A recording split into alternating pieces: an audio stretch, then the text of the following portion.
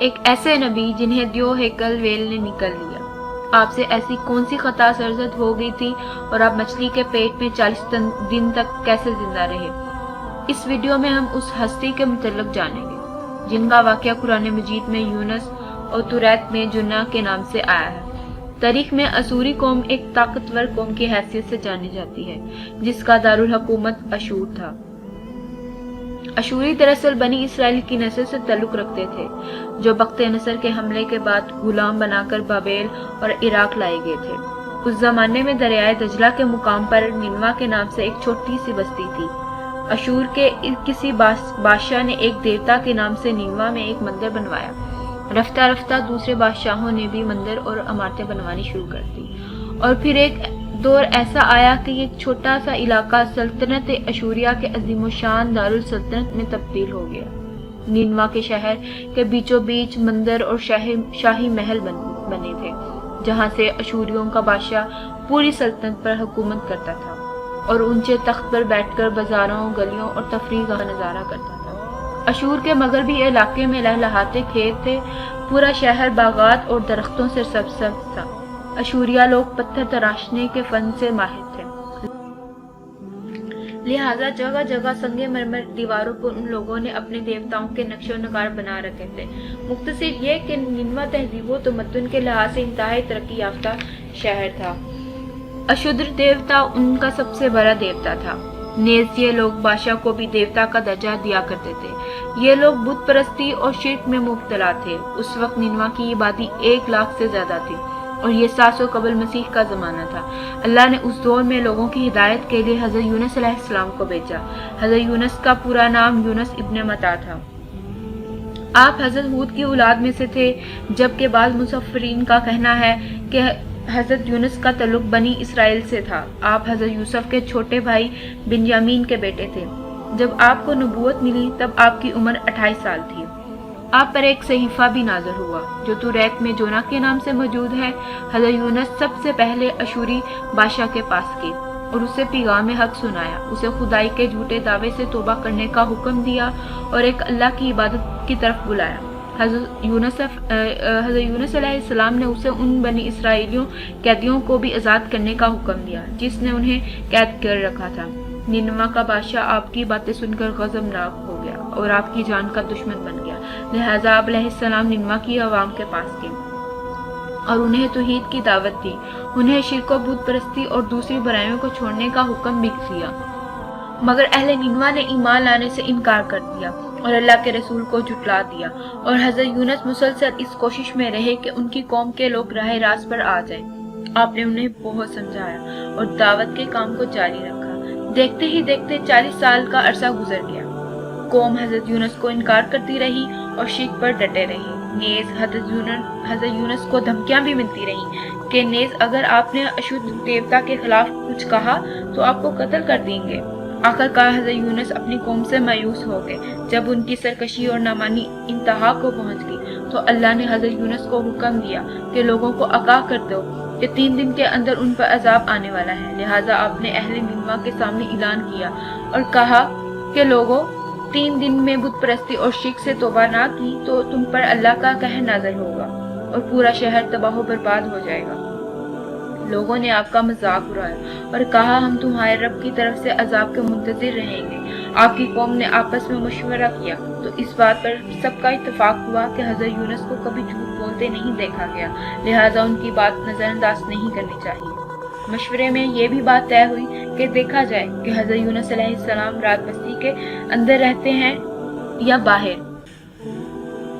اگر حضرت یونس علیہ السلام اپنے گھر میں مقیم رہتے ہیں تو سمجھ لو کہ کچھ نہیں ہوگا، اور اگر وہ یہاں سے کہیں اور چلے جاتے ہیں تو یقین کر لو کہ صبح عذاب ضرور آئے گا۔ حضرت یونس رات میں اس بستی سے نکل گئے۔ صبح ہوئی تو عذاب الہی کا ایک سیاہ دھواں بادل کی صورت میں بستی والوں کے سروں پر منڈلانے لگا۔ جب ان کے قریب ہونے لگا تو ان لوگوں کو یقین ہو گیا کہ اب وہ سب لوگ ہلاک ہونے والے ہیں۔ دراصل حضرت یونس علیہ السلام اپنی قوم سے ناراض ہو کے چلے گئے تھے، مگر انہیں وہاں سے نکلنے کا حکم نہیں دیا گیا تھا۔ وہ عذاب کی اطلاع دینے کے بعد اللہ کی اجازت کے بغیر اپنا علاقہ چھوڑ کے چلے گئے تھے۔ آثار عذاب دیکھ کر جب اشوریوں نے توبہ و استغفار کی تو اللہ نے انہیں معاف کر دیا۔ اللہ تعالیٰ اس وقت تک کسی قوم کو عذاب نہیں دیتا جب تک وہ قوم اپنی حجت پوری نہیں کر لیتا۔ بس جب حضرت یونس صلی اللہ علیہ وسلم نے قوم میں مہلت کے آخری لمحے تک نصیحت کا سلسلہ جاری نہیں رکھا اور اللہ کے مقرر کردہ وقت سے پہلے خود ہی ہجرت کر گئے تو اللہ کے انصاف نے اس قوم کو عذاب دینا گوارا نہ کیا اور انہیں معاف کر دیا گیا۔ جب حضرت یونس فرات کے کنارے پہنچے تو ایک کشتی کو مسافروں سے بھرا ہوا پایا۔ حضرت یونس کشتی میں سوار ہو گئے اور کشتی نے لنگر اٹھایا۔ پورے دن میں کشتی سمندر میں چلتی رہی اور اچانک اونچی اونچی لہریں اٹھنے لگی۔ لوگوں نے اپنا سارا سامان سمندر میں پھینک دیا کہ کشتی کا تھوڑا سا وزن کم ہو جائے، لیکن کشتی کا بوجھ پھر بھی کم نہ ہوا۔ جب کشتی ڈگمگانے لگی تو کشتی غرق ہونے کا یقین ہونے لگا۔ اہل کشتی نے اپنے عقیدے کے مطابق کہا کہ ایسا معلوم ہوتا ہے کہ اس کشتی میں کوئی غلام اپنے آقا سے بھاگا ہوا ہے۔ جب تک اس کو اس کشتی سے الگ نہ کیا جائے گا تب تک نجات مشکل ہے۔ حضرت یونس نے سنا تو ان کو تنبیہ ہوا کہ اللہ کو میرا ننوہ سے وحی کا انتظار کیے بغیر اس طرح چلے آنا پسند نہ آیا اور یہ میری آزمائش کے آثار ہیں۔ تو یہ سوچ کر انہوں نے اہل کشتی سے فرمایا کہ میں ہی وہ غلام ہوں جو اپنے آقا سے بھاگا ہوا ہوں۔ لہٰذا 3 مرتبہ قرآن اندازی کی گئی اور تینوں دفعہ حضرت یونس علیہ السلام کا ہی نام آیا۔ تب مجبور ہو کہ انہوں نے حضرت یونس علیہ السلام کو دریا میں ڈال دیا۔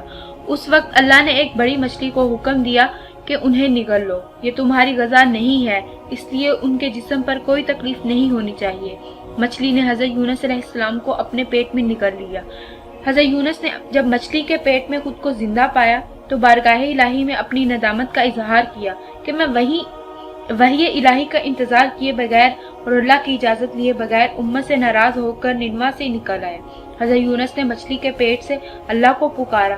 ان پر 3 اندھیرے اکٹھے ہو گئے تھے، رات کا اندھیرا، مچھلی کے پیٹ کا اندھیرا اور سمندر کا اندھیرا۔ آپ نے ان اندھیروں میں یہ کلمات کہے، اللہ تیرے سوا کوئی معبود نہیں، تو یکتا ہے، میں تیری پاکی بیان کرتا ہوں، بے شک میں اپنے نفس پر خود ہی ظلم کرنے والا ہوں۔ روایتوں کے مطابق حضرت یونس یہ تصویر نہ کہتے تو قیامت تک مچھلی کے پیٹ میں رہتے۔ رسول اللہ صلی اللہ علیہ وسلم نے فرمایا کہ جب یونس نے دعا کی تو یہ کلمات عرش کے گرد گھومنے لگے۔ فرشتے کہنے لگے کہ یہ بہت دور دراز سے آواز آ رہی ہے، لیکن کان اس سے پہلے آشنا ضرور ہے اور آواز بہت ہی کمزور ہے۔ اللہ نے حضرت یونس کی درد بھری آواز کو سنا تو فرمایا کیا تم اس آواز کو نہیں پہچانتے؟ انہوں نے کہا نہیں۔ فرمایا کہ یہ میرے بندے یونس کی آواز ہے۔ فرشتے نے کہا کہ یہ وہی یونس ہے جس کی پاک عمل قبول شدہ ہر روز تیری طرف چڑھتے تھے، اے اللہ مصیبت کے وقت اس پر رحم کر۔ تو اس وقت اللہ نے مچھلی کو حکم دیا کہ وہ آپ کو بغیر کسی تکلیف کے سمندر کے کنارے اگل دے۔ روایتوں کے مطابق حضرت یونس 40 دن تک مچھلی کے پیٹ میں رہے اور اللہ کے حکم سے اس مچھلی نے آپ کو سمندر کے کنارے اگل دیا۔ مچھلی کے پیٹ میں رہنے کی وجہ سے آپ کا جسم ایسا ہو گیا تھا جیسا کہ پرندے کا پیدا شدہ بچہ، جس طرح اس پرندے کا بچہ بہت ہی نرم ہوتا ہے اور اس کے جسم پر بال بھی نہیں ہوتے۔ حضرت یونس بہت ہی کمزور اور ناتواں حالت میں خشکی پر ڈال دیے گئے تھے۔ اس کے بعد اللہ نے سمندر کے کنارے پر بیلدار درخت اگایا۔ روایتوں کے مطابق وہ کدو کا پودا تھا جس کی وجہ سے حضرت یونس پر سایہ ہو گیا۔ اس کے علاوہ اللہ نے ایک جنگلی بکری بھیج دی جو زمین کی گھاس اور جڑی بوٹیاں کھاتی تھی، صبح و شام آپ کو دودھ پلاتی تھی یہاں تک کہ آپ تندرست ہو گئے۔ حضرت یونس اس درخت کے سائے میں جھونپڑی بنا کے رہنے لگے۔ حضرت یونس کی قوم ان کو تلاش کرتے ہوئے ایک دن ساحل کنارے پر پہنچ گئی۔ انہوں نے آپ کو دیکھ لیا، انہوں نے آپ کے ہاتھ پر آپ کی بیعت کر لی اور ساتھ ہی اللہ سے توبہ و استغفار کرنے لگے۔ حضرت یونس علیہ السلام دوبارہ ننوا چلے گئے اور وہاں رہ کر اپنی قوم کی رہنمائی فرمائی۔ حضرت یونس کی زندگی ننوا میں ہی گزری اور وہیں آپ کا انتقال ہوا۔ اس قصے سے ہمیں یہ سبق ملتا ہے کہ کسی بھی حال میں ہمیں اللہ کی رحمت سے مایوس نہیں ہونا چاہیے اور نہ ہی ہدایت کے معاملے پر اپنی ذات پر بھروسہ کرنا چاہیے۔